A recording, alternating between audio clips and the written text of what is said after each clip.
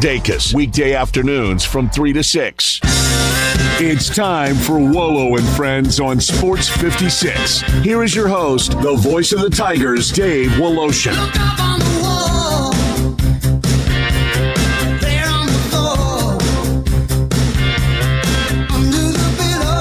Good morning. You know, it is always just so strange to see the coach that you have had wearing the polo of a different color. Like yesterday. And I know there is not the venom that Memphis had with John Calipari or that Ole Miss is having with Lane Kiffin. There is not that same reaction over Ryan Silverfield. But to see Silverfield wearing a red polo yesterday and basically saying the same things he said when he got this job, it's so weird to see. Now, the Lane Kiffin story, that's different. And not that I want to defend Lane, because some of the things that Lane said in the press conference yesterday, I really have a hard time believing. The first one that I have a real hard time believing is that he said, I don't even know what I'm making. I have no idea what my contract is. I guess it's pretty good, but I don't know. Jimmy Sexton knows. Baloney. He knows. He knows that Sexton did a heck of a job. $13 million a year, that's $91 million over 7 years. Plus, as far as Ole Miss goes, LSU will pay him the bonuses that Ole Miss was going to pay him. Maybe that's why he wanted to coach so badly. He wanted the money. Not that he needs it. So I don't believe him there. I also really question the fact that somebody tried to run him off the road. Now, I understand being angry. And Eli Savoy said this earlier, and I actually said this yesterday. I totally believe it. This is the same sort of feel that you got with John Calipari. In that, the guy was so successful at your program, you never wanted him to leave. You would have built a statue for him. And then he decided another program was better. And that hurt. And it's like a bad divorce. You don't get over it. So I think there's a lot of likeness to it, and here's the bottom line on it. You don't ever have a good ending to these things. There's no good way for Lane to leave. Because you're just basically saying LSU's a better program, that's where I want to be. And those fans don't accept that. Even with John Calipari, everybody knew Kentucky's a better program. Historically, financially, everything about it. Unfortunately, as much as I love the University of Memphis, I know Kentucky's program, historically, traditionally, the league they're in is a better program. He wanted to be, as he said, at the big boy, at the adult table. Well, I think that's the same thing with Kiffin, and that's hard to accept if you're a fan base.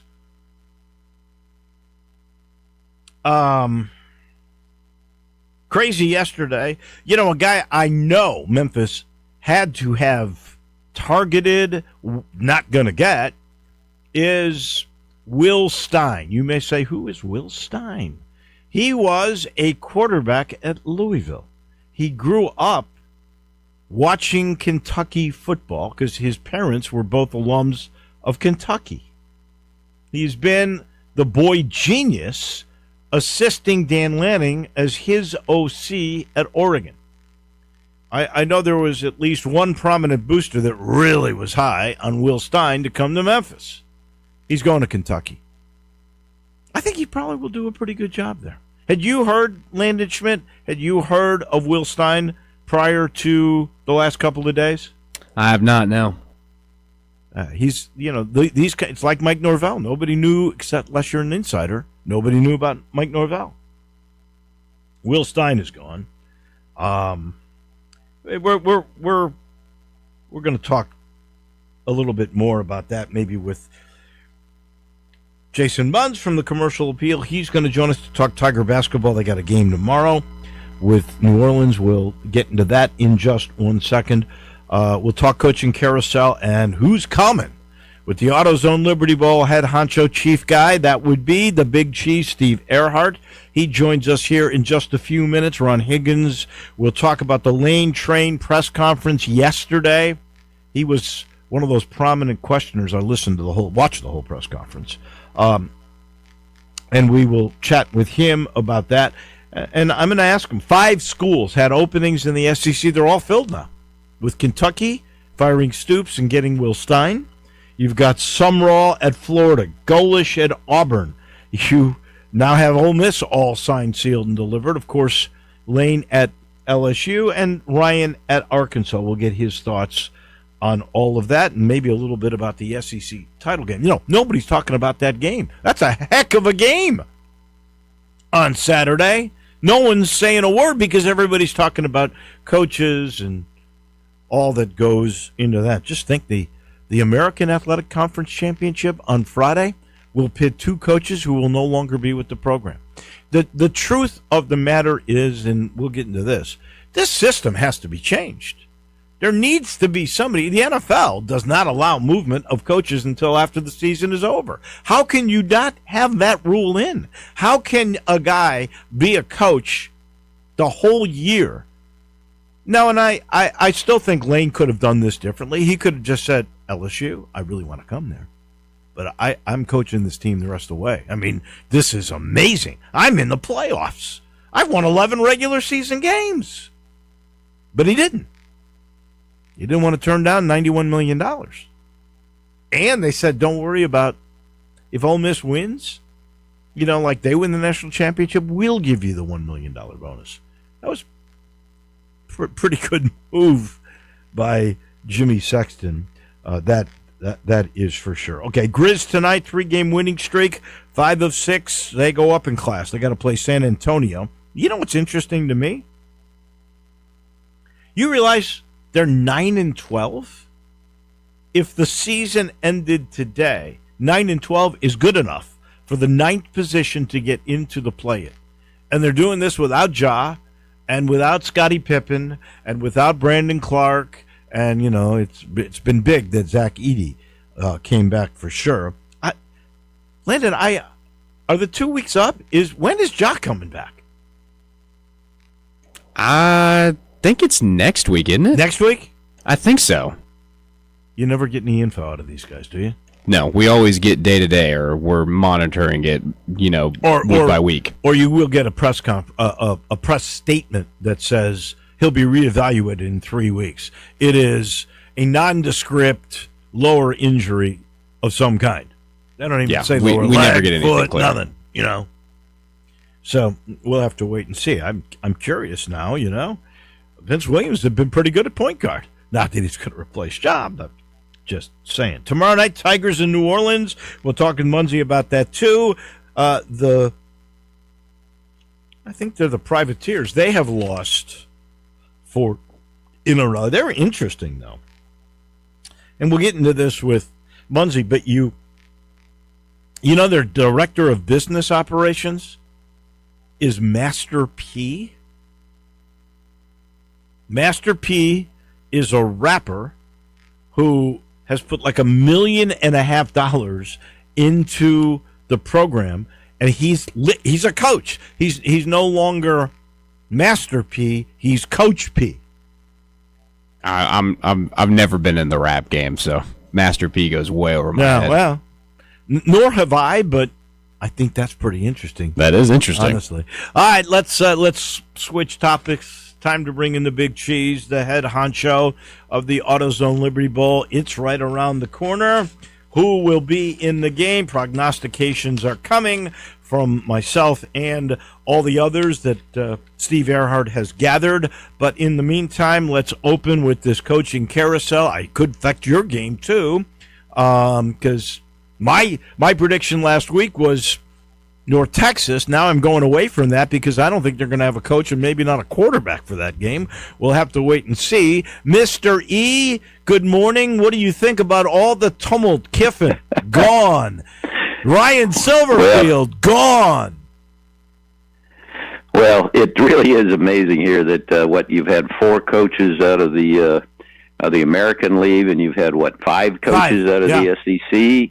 So, but can you hear me all right, David? Hear you perfectly. Oh, good. Okay, but I go back. This is I think the blame goes on the leadership of our collegiate system. Now, college football is more popular than ever, which is a great tribute to the players and to the game itself. And but unfortunately, the leadership, and when you look at it, it's not necessarily the coaches or the players, but the governance. And this goes way back. Remember back years ago when coaches could freely leave. They could go any time, but the players had to wait a year. So that was a system that was going to explode. And then the players were they getting their scholarships and so on, it's a great thing. But when the coaches started escalating their payrolls, so they were all multi-million-dollar guys, in most of the big schools. That was a system that was bound to blow up. So now what we've got is because, coaches move and universities are plucking off the coaches, and they're playing in a system that they're trying to be professional about it, but yet the professional league, the NFL, has a whole different system. And so I remember many days talking with Fred Smith. Of course, we all miss Fred, but Fred was on some NCAA committees, and he kept trying to tell him, he was a business entrepreneur, and he knew what was going on, and he kept saying, you've got to figure out a system where the players can get some compensation, but everybody kept closing the door, and you got to figure out a system where, the coaches can't leave until the end of their seasons. And so now that's why we've got, as you phrased, a coaching carousel, which, I don't think it will damage the game because the game's so popular. Last year, the bowl games had their highest ratings in years, and we're looking forward to a great situation this year. And controversy, I know some people say controversy is good for the game, but it's unfortunate that we've got so much movement and so much angst, I guess, out in the world of college football. I don't think controversy in this particular case. You could have controversy about teams getting in and out. That drums up interest. But when you got a coach that is giving up playing in the playoffs because the money is more important and he's moving up, and, does competition even matter? That's crazy. The NCAA leadership, which is the schools, at the football level has always been lacking. I hate to say it, but do you remember that you'd only have one TV game per week? Yeah. And it took outlaw schools, that's what they were called, that formed the CFA, that did their own TV contract and threatened to leave the NCAA then. So there's always been a lack of leadership, and somehow, some way, and it's going to have to come from the SEC and the Big Ten, they're going to have to change the rules. They're going to have a calendar like the NFL does that you cannot negotiate or leave a school until the season is over. I'm sure agents can talk about it, but the movement can't happen until after the playoffs are done. This is ridiculous. I'm certainly not making Lane Kiffin a victim, but the system is really, the victim is the Ole Miss players. And actually the whole aspect of competition is a victim, because it doesn't matter. You got a guy leaving a home game playoff because he's after the riches another school's going to give him. Well, we need to make you commissioner of all college football, or grand guru, whatever we want to call you. But that's what I mentioned earlier, that an outsider like Fred Smith, who loved college football, loved the competition, thought it was great to prepare young men, and he couldn't get through to the people that were running the show. They're always 10 years behind in trying to figure stuff out. So it's very unfortunate, but I hope now there's enough push, and everybody's introducing legislation. They want the National Congress to save them from themselves, and I don't know whether that's going to get through Congress. You've got the SCORE Act and several different other acts, and now schools are trying to integrate the House settlement, because now you've got legal cases that are trying to guide the institution. So you're right. There got to be some major changes here, and we got to get it under control, because it's too great an endeavor. Too many young people are benefited from it, and the nation loves college football. When you think about it, except for the NFL, college football is the second most viewed and institution. It's bigger than than the NBA, bigger than golf, bigger than any other sport, ice hockey, and we've got to get it under some kind of a workable system. So, Dave, you're right on spot. I'm going to nominate you to be the Grand Commissioner of college football. Yeah. I would take the job because nobody else seems to be doing it. Not that I really have any great insight, but I can see basic things that need to be done. That is for sure certain. How do you think this affects your bowl business? I'm serious now. Silverfield is not going to be the coach of Memphis.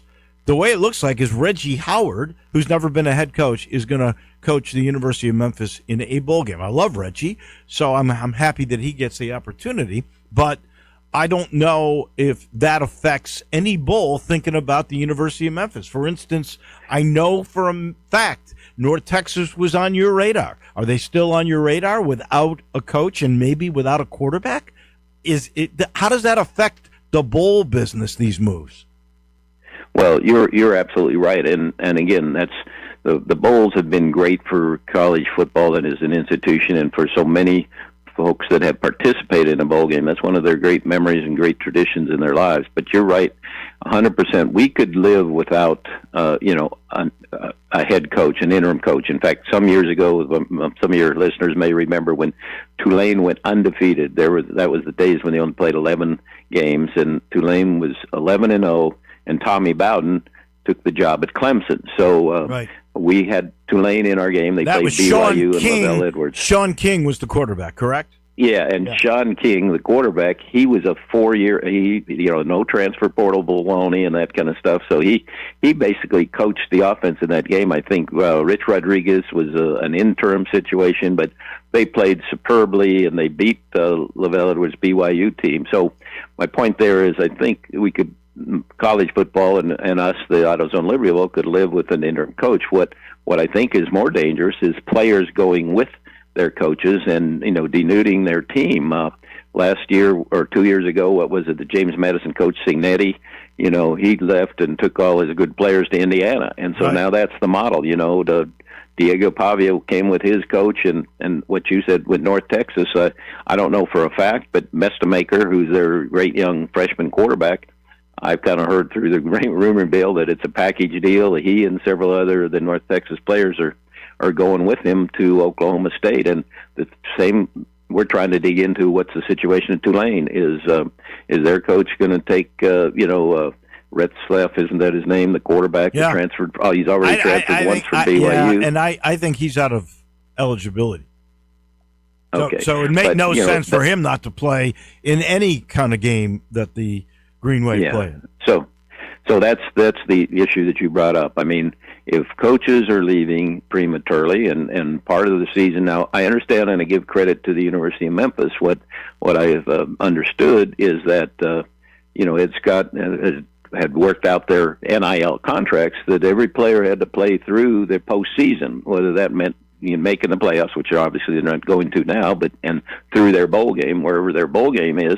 That's part of their contractual arrangements, which is a good thing. And I hope that many of the other universities are taking that lead as well and making sure, because it's a professional game. We can't kid ourselves. The players are getting paid to play. I mean, everybody used to say, you can never use that word, pay to play. You can never use that word. But that's the truth of what's going on now. So, yes, it could affect not only the AutoZone Liberty Bowl, but many other bowls. So you got North Texas, you got Tulane, you got Memphis, all with South Florida in that league, and then you got in the SEC the same situation. You've got with LSU, without a coach. You got Kentucky. Kentucky's not eligible, but they haven't filled. And then you got the new coaches at Florida and Auburn. Both of those two are not bowl eligible, but certainly what will LSU do? And with Lane Kiffin, who knows what could happen over at LSU? They are bowl eligible. That's right. That's we one know of the teams that has been.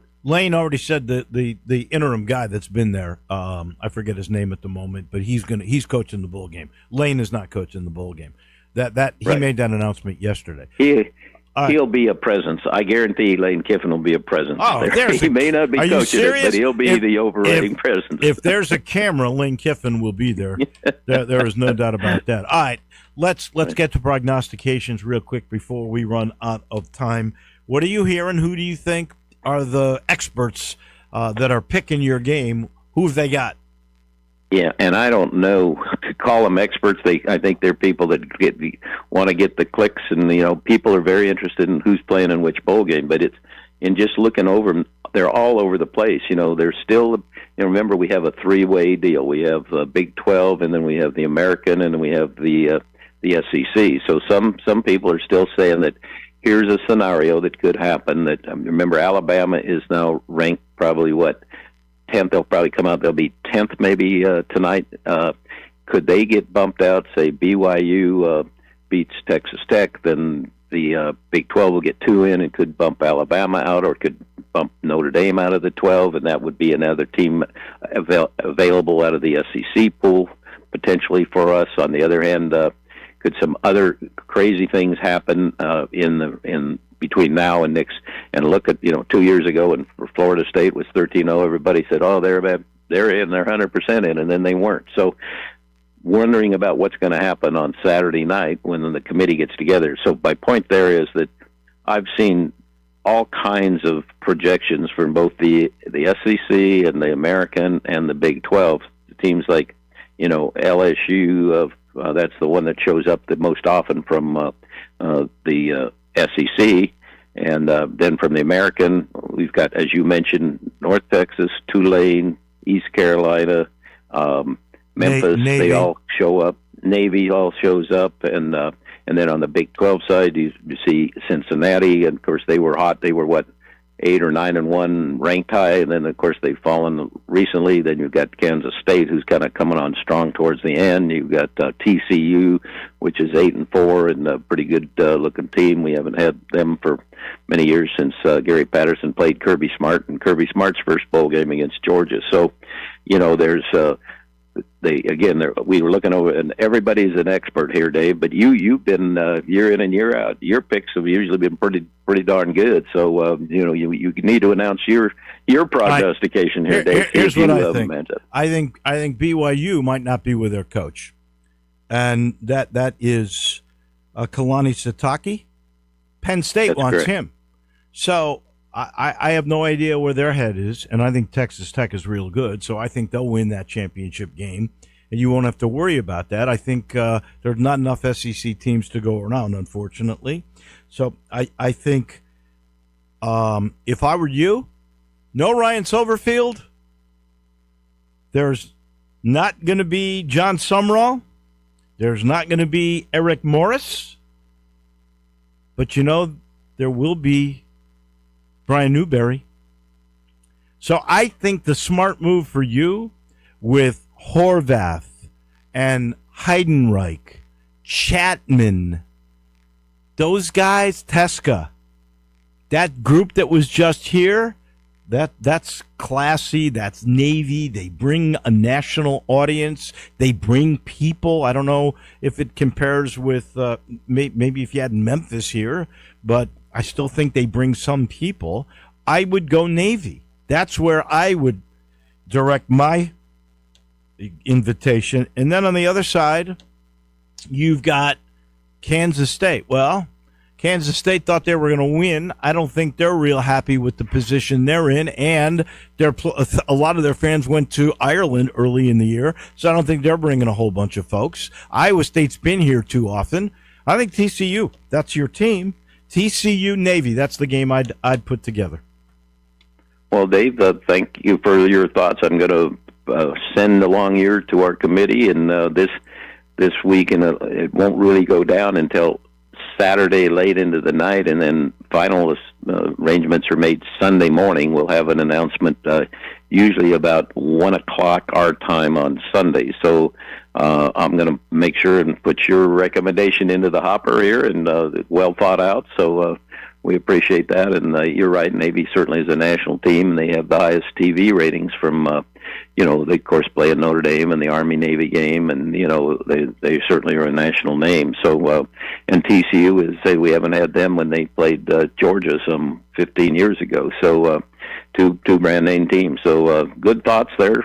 We'll mark her down, David. All right, put her on down. Thank you much, my friend. We always appreciate it. Last thing is all I know your listeners follow the high school All-Star game. All 84 of the young men from every high school here in the Memphis metro area report for practice at MUS this Sunday, and the game is a week from Saturday the 13th. So It's a great time to see some of the future stars. So our AutoZone Libertyville High School All-Star game gearing up this Sunday. There you go. Thank you much. We always appreciate you. We'll talk to you next Tuesday.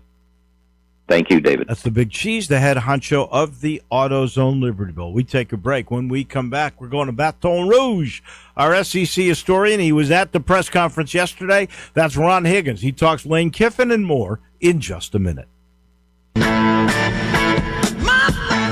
Start your day with Sports 56 Mornings with Greg Gaston and Eli Savoy. Weekday mornings from 7 to 10, right here on Sports 56 and 98.5 FM. NST's been taking down insurance giants for over 35 years. Big firm power with hometown heart? Yeah, they don't play. It's that combination that has helped them win billions for their clients. NST is the way to go. Call 683-7000. Hi, friends. Bill Russell at Russell Brothers Fine Jewelers. And I'm sure you are well aware that the most wonderful time of the year is quickly approaching. And that wonderful lady in your life may even be dropping hints about what she'd like to find under the tree, or she may just be leaving it all up to you. Either way, we would love to help you make her happy, just as we've been helping men play Santa for over 4 decades. And that experience has taught us that you just cannot make a mistake with a gift of fine jewelry. Whether it's gold or silver, diamonds, or other beautiful gemstones, a gift of fine jewelry from Russell Brothers is sure to make her eyes sparkle, and then she knows how wonderful you know she is. It's a wonderful time of the year. Come see us at Russell Brothers Fine Jewelers, where beauty, quality, value, and integrity are the cornerstones of our business. Russell Brothers Fine Jewelers, 4646 Poplar at Perkins. Visit Frontier Western Store today for new shirts and boots. Frontier is your top Carhartt store in the Mid-South. There's thousands of in-stock shirts and jeans. They have the classic K87 pocket tee in every color they make, including new ones just released. Available small to 4X. Want new jeans? Frontier has you covered with super tough work denim by Carhartt. And you've got to check out their selection of Ariat jeans for men, women, and children. You'll love how easy it is to find the size and style you need. Have you seen Frontier's remodeled world-famous boot showroom? It continues to expand. New styles by Ariat just arrived, plus plenty of in-stock proven classics too. Whether you need work or dress boots, trust that Frontier's the place to come. See thousands of pairs of Ariat boots and thousands more by Dan Post, Corral, Durango, Rocky, Twisted X, and others. And Frontier's pricing is lower than online and chain stores, so you know just the local shop to visit. Frontier Western Store, 5880 Goodman Road in Olive Branch, and on the web at frontierwesternstore.com. Locally owned and operated since 1967. Mercedes-Benz Van Center Memphis has serious vans for serious work. At 4430 American Way, they are the Mid-South source for cargo, passenger, crew vans, and custom chassis. Need one or a full fleet? New or used, they've got it with fleet solutions and custom upfits. Certified techs keep you moving with fast maintenance, repairs, and a large parts inventory. Mercedes-Benz Van Center is your Sprinter Van headquarters, 901-237-9302 or sprintervans.com. Mercedes-Benz Van Center Memphis, part of the Tag Truck Center family, driven to keep you on the road. Ready to shine, Memphis? Save big on Club Car Wash's Best Wash this Tuesday for just $12. Stop by any 4 club locations in Greater Memphis or visit clubcarwash.com to learn more. Club Car Wash. Join the club.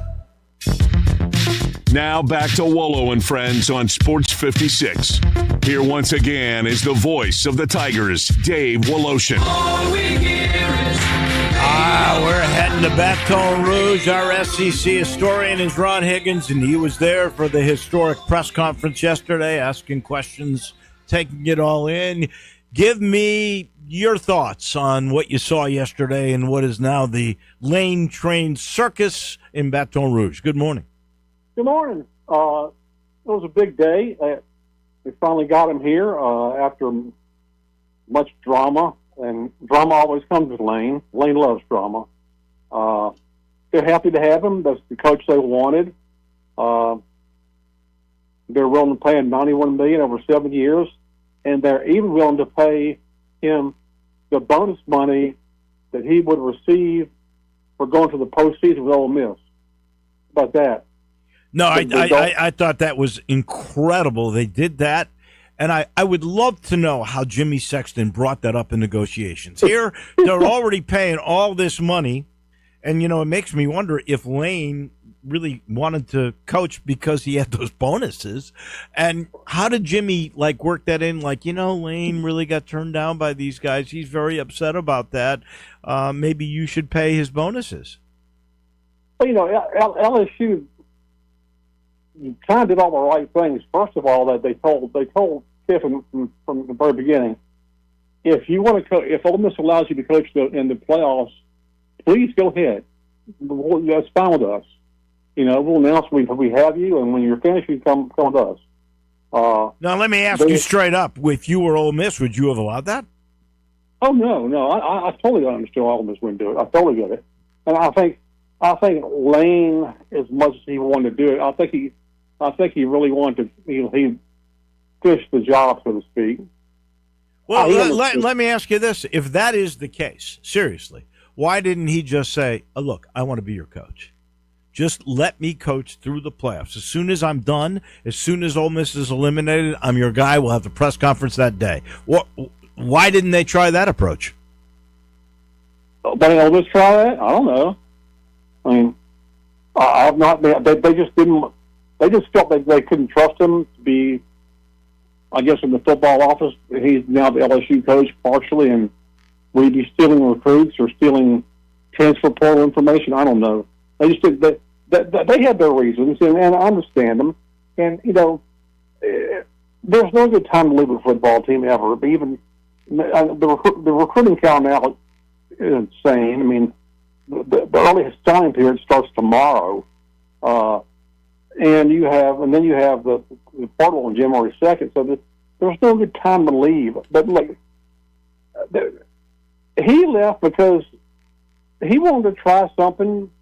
He always wanted to coach at what he believed was a higher level school. I mean, more, I guess, a bigger fan base, a bigger stadium, bigger bright lights, and nothing against Ole Miss. I mean, Ole Miss, I think he did a phenomenal job at Ole Miss, and having covered Ole Miss over the years, I think Ole Miss, from the time I was started there in 1984 to the time I left, in 2013, the school improved immensely. Just the reputation, its athletic facilities, everything.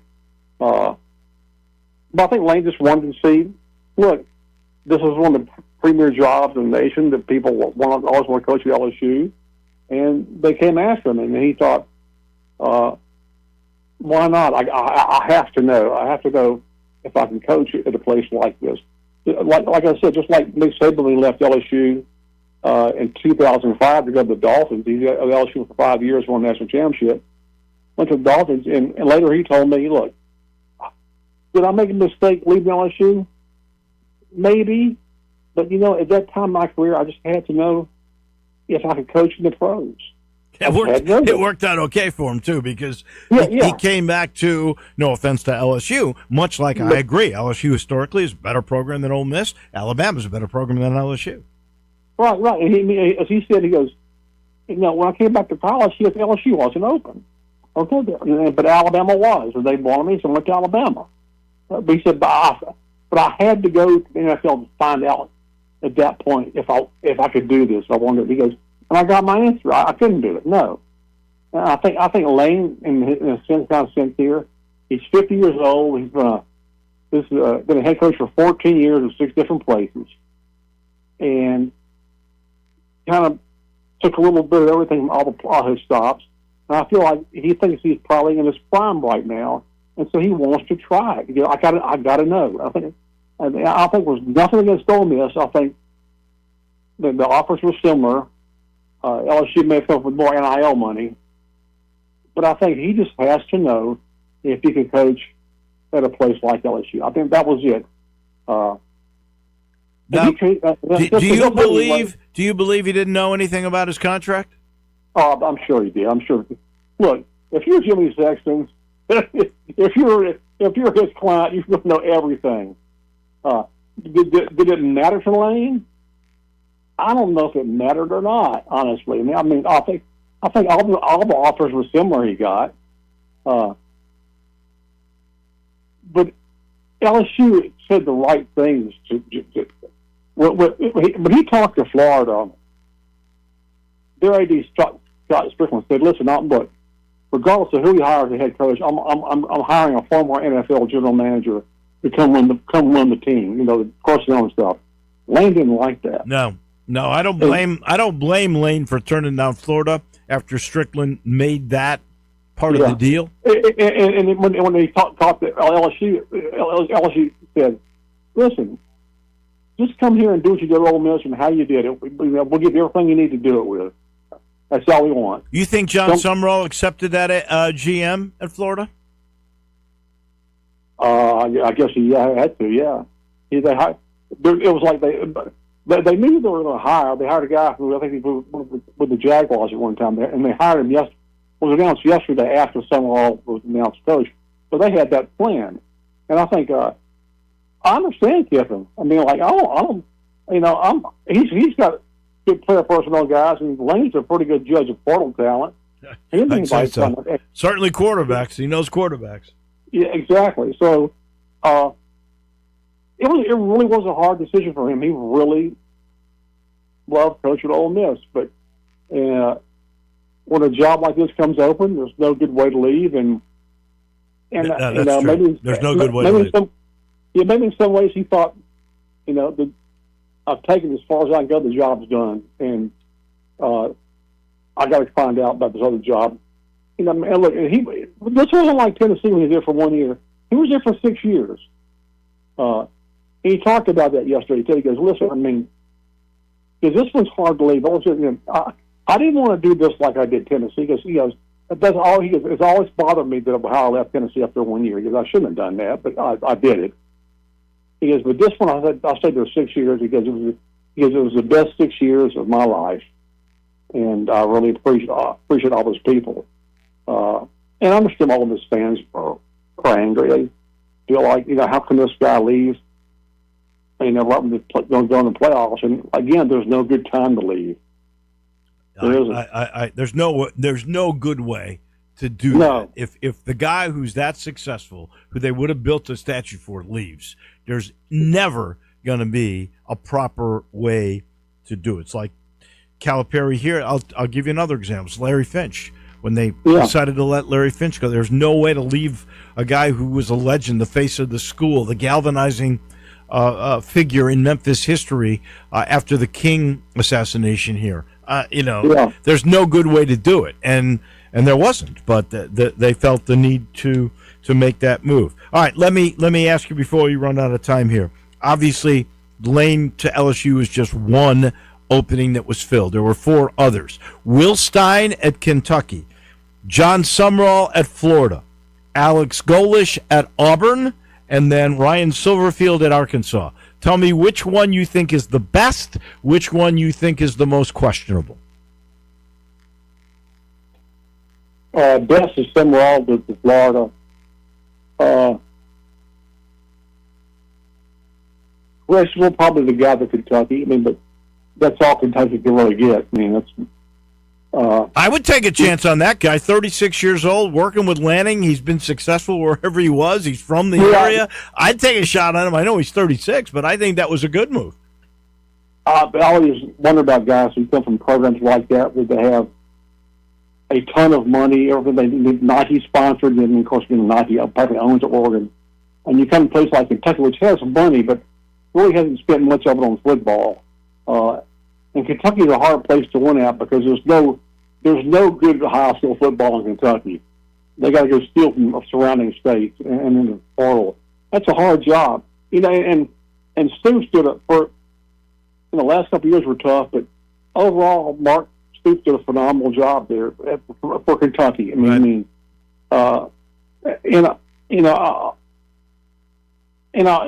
think he exited the right way. He knew that it was time, and they knew it was time, and he negotiated the settlement with him where they would have to pay all his money out at once. I mean, he was very cognizant of that.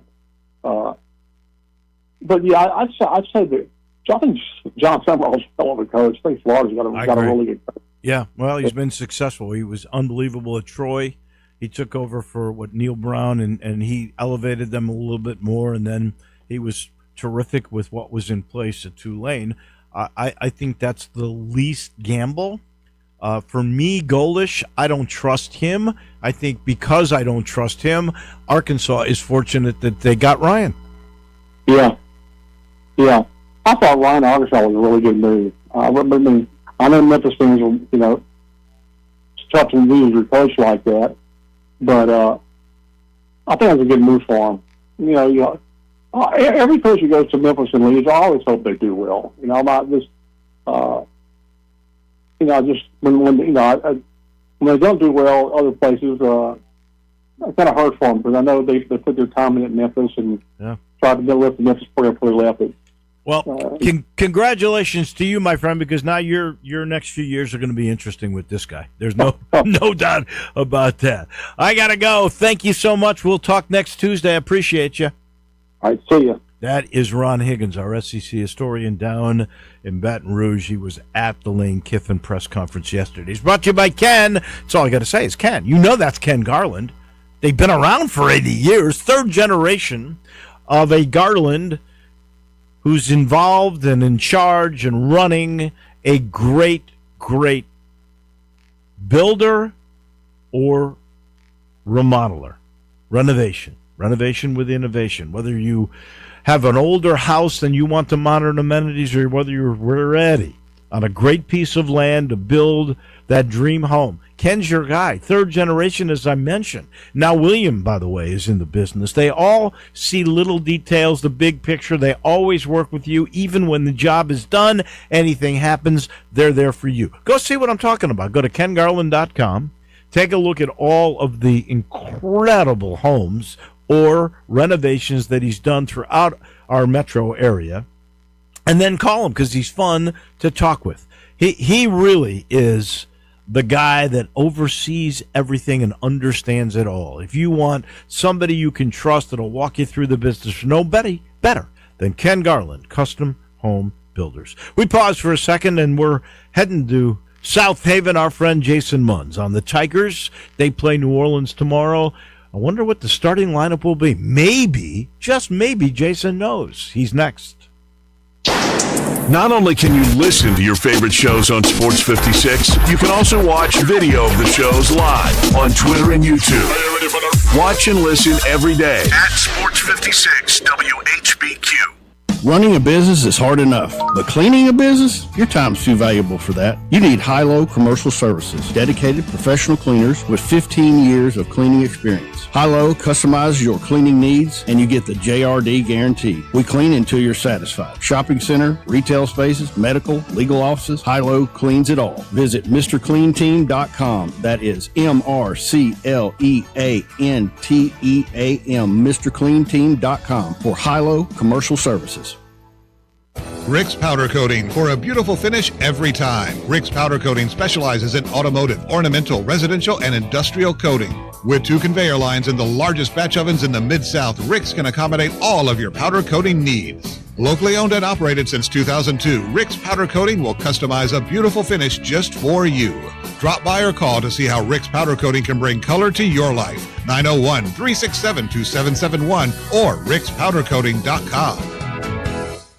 I'm Gary York. I'm the service director at Lexus in Memphis. Our service department wants to be more than just a place where you get your oil changed. We do glass repair, windshield replacement, recalibration of your camera and sonar systems, even wheel repair, tire replacement, all the things you would expect from a luxury automotive dealer. Please check out our website. You can schedule your appointment, check out our specials, hours of operation, or if you'd like to do it in person, please reach out to one of our associates at 901-271-5199.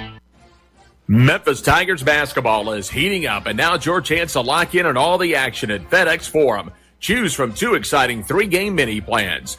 Go with a 3-point play pack featuring tickets to Baylor, North Texas, and Charlotte, or build your own with a 3-game pick'em plan where you select any 3 home games excluding Baylor. Don't miss out. Visit GoTigersGo.com/tickets today and secure your seats. Go Tigers Go! Nestled in the heart of East Memphis, located corner of Park and Cherry, is a beautiful residential neighborhood. I'm here at Town Village Audubon Park interviewing a new resident, Carolyn. Share with us why you chose Town Village. Well, if your parents or special friends need to make that big move, let me share with you my experience. It was tough for me to leave home, but then I discovered Town Village. I would like to highly recommend Town Village to you and your loved ones. After looking at all the amenities and meeting all the people and staff, I was hooked. From restaurant, bistro, 3 meals per day, housekeeping, transportation, security, health care, physical therapy, exercise room, and even a heated pool and spa. Come see us and make your new home at Town Village. Visit us and call Daniel at Town Village Audubon Park at 901-374-7342. There's no place like home, Town Village.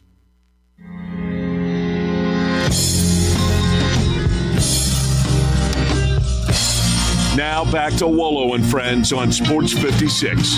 Here once again is the voice of the Tigers, Dave Woloshin. Well, according to my man Jason Munns, it's already done. The Tigers are going to win back-to-back for the first time and beat New Orleans by 14. Let me ask you this, Jason Munns, since you're prognosticating so accurately and right to the point, who starts tomorrow for the Tigers? I want to know that. It's going to be the same, right? Doesn't it have to be the same if they won? They did win.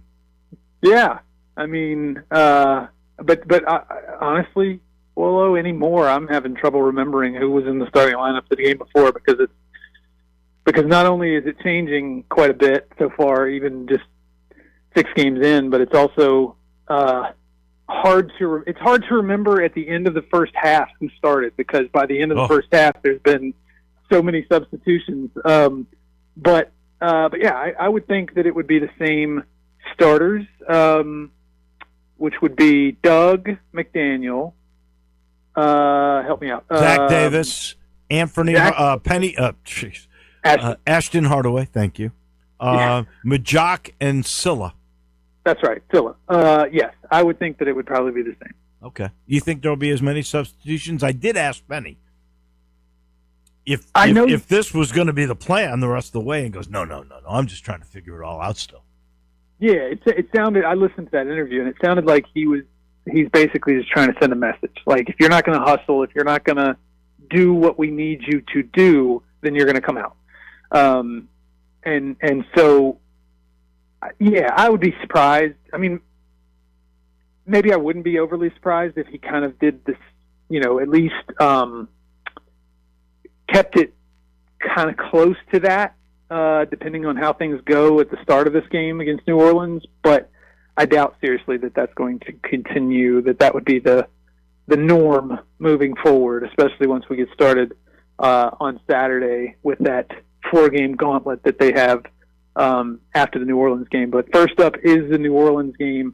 And so, I mean, yeah, like I could see if that didn't get some people's attention, some of the players' attention on the team, if that wasn't enough, then I could see him doing it again. And maybe if it doesn't get their attention this time, two games worth of this, either you do what I'm telling you to do or you're out, then that may be last chance saloon for some guys. But we'll see. We'll see how it goes. Well, it is interesting. We know sports is a business. College sports is a business now, right? And, it is. And there's a marriage between that and the music business with New Orleans. You're a music guy. You've got more vinyl than anybody I know, even my son. You know a lot about Master P because he's actually their director of business operations for New Orleans. I mean, here's a guy who's a rapper who's spent like $1.5 million or so over the last year or so on New Orleans and is on now the staff. Yep.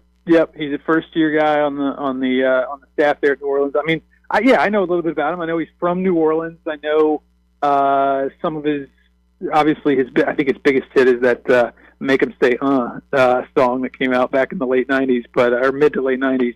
But yeah, the other, you know what? Like, I want to say, not the first time that I ever heard of him or anything, but it was one of the first times. I don't know if you saw the Nicolas Cage made a movie back in the '90s called Gone in 60 Seconds, and it was a remake of a movie I think that came out in the '70s. But Master P was in that, and like, I don't know, the movie's not great, but I love it. Well, you love Nicolas Cage, and I can understand why. I mean, I there are a lot of big stars in that. Robert Duvall is in the Gone in 60 Seconds remake. Angelina Jolie is in it. Giovanni Ribisi is in it. Like, it's Scott Conn, James Caan's kid, is in it. Huh.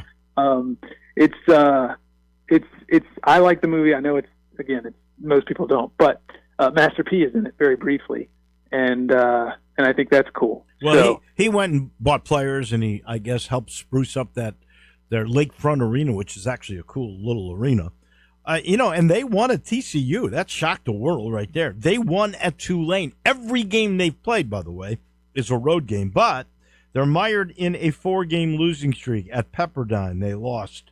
At Fresno, they lost. At Mississippi State in overtime, and then they got killed by Texas Tech, and we know how good Texas Tech can be. What do you think coming in? They're dangerous. I mean, like that. They should have won that game in Starkville. I watched the majority of that game. They gave it away. I think they didn't score for like the last 4 or 5 minutes of regulation, not 1 point. Or it was like there was a long stretch toward the end, or maybe it was like a certain stretch that reached all the way to the end of regulation. But it was crazy how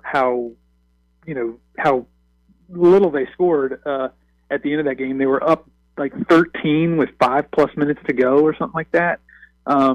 They're just a very dangerous team. They went out and got a guy. He's a 2-guard. He's their leading scorer. His name's Colton Benson. He played at Texas State. They brought him in. They got a guy. His name is Churchill Abbas. He's their big guy, 6'10", 260. So he's very big. He's going to be.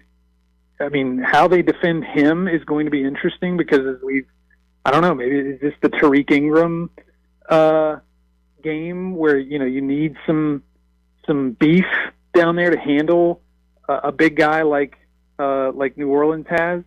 I could see that. So no, they're good. Like they've got some pieces, and the second you overlook them, the second you start looking ahead to Baylor is the second you're going to get beat. So right. I agree with that, and I think it's must win. Because I know it's crazy, it's early, and I also know the Tigers haven't won a back-to-back game yet. But if you look at this, if they were to beat everybody in the non-conference schedule, still to be played, except for Louisville at Louisville, which is undefeated and ranked. If they were to beat Baylor, if they were to win at Mississippi State, if they were to beat Vandy, which is also, by the way, ranked at home, then I think they could still be an at-large if they didn't win the tournament. But I think they really have to do that. I think they have to go, what do they got left? 8 games in the non-conference? 7. Seven. Count. So they have to go 6-1. If they go 6-1 in the non-conference, I think they've opened up the door to still be an at-large, even if they lose 2 or 3 games in conference play on the road. I agree. But you can't lose to New Orleans. No. In fact, every game is a must-win except at Louisville, I think. I think you're absolutely right. If you want to keep if you want to get back into the at-large conversation, the only game left I think you're absolutely right. The only game left you can lose is at Louisville, and I would almost go so far as to say that one needs to be competitive. Like you need to play well in that one to help with the computer numbers. But yeah, like, I mean, I don't know. It feels like a tall task, maybe not as tall as we thought it would be at the beginning of the season because Mississippi State has not been, right. At the very least, Mississippi State's not playing well right now. But again, that's on the road. That's in Starkville in a month or in 3 weeks. And, who knows, like maybe they're playing better by then. So it's not going to be easy. Of course, you've got that one non-conference game floating out there in mid-February at Utah State. Like that's going to be, they're not bad. I mean, they're not. They're a good program. But, again, like to your point, yes, I think the only game left on the non-conference schedule that you can lose and still maintain or still, get yourself back into the at-large conversation is Louisville. I'd be remiss if I didn't ask you, because you covered a couple of Memphis Tiger football games, Ryan Silverfield's departure and just how big this Ed Scott choice will be for the next head coach. Yeah, I mean, I don't think it took anybody by surprise necessarily that Ryan had an offer and took it. It's been sort of there have been murmurs for a while. I mean, I know that there was some doubt that was, people started doubting it a little bit based upon the way the Tigers finished, but no, it sounds like the way the Iron Bowl played out really sort of tipped things in a certain direction that ultimately led to Ryan going to Arkansas. But yes, no, I 100% agree. Like I was talking to Jonah Dillon, our football writer, at Commercial Appeal the other day, and like my contention is that there's a case to be made that this is the most important coaching hire in the history of the school. Just because of everything, because of the circumstances and the context around it. It's Ed's first hire, like major hire as a major coaching hire as the athletic director. He's made a couple of hires, but I think it's volleyball and softball. Correct. So this would be the first major sport hire. You've got the stadium renovation opening next year. You're closer than you've ever been to getting into a power conference. Like if you believe Memphis, they're right there knocking on the door. And, I think genuinely, like who they pick and how that person does in the first year, maybe the second year, third year, as we get closer to this 2030, precipice, will have a lot to say about whether or not Memphis ultimately gets into a power conference. So I agree. It's huge. And I think the next coach, also needs to be a guy who can rub shoulders and raise money. That would help out the group for sure. It's huge. It might be. I can understand the Jonah Dillon thought process. This could be the biggest hire in the history of the school. Ed Scott might have been the biggest hire in the history of the school because ultimately he's going to make this decision. But one thing for sure, you got to make the right choice this time. There's no doubt about that. Jason, as always, we appreciate it. We'll talk next Tuesday. I'll see you tomorrow night at FedEx Forum. Yes, sir. That's our man, Thanks. Jason Munz from the Commercial Appeal. As I sit here in the Family Leisure Studios, I remind you, the hot tub and the swim spa clearance sale, it's still happening. I know. It's lasted longer than I thought. Maybe they're going through Christmas with this thing, where you can get a hot tub at under $2,500. You can still get in-stock patio furniture. All the new stuff's coming in with winter, right? They got to move it out to get the new spring stuff in. 50% off. Special financing is available. If you mention this ad and you buy a hot tub, you're in for a big surprise. They give you a free gift. Usually those gifts are really good, so go check them out. Tell them we sent you. Make sure you get the free gift. Go see our friends Billy and Lindsay, who owns the place. Go see the beautiful Family Leisure at I-40 and Wooden Road. That'll be it for us today. Tomorrow, the big show. Oh, yeah. We got Joe Dank. We got Dennis Philippi. We got the roundtable. All coming your way tomorrow. We'll see you then. Johnny Radio's right around the corner.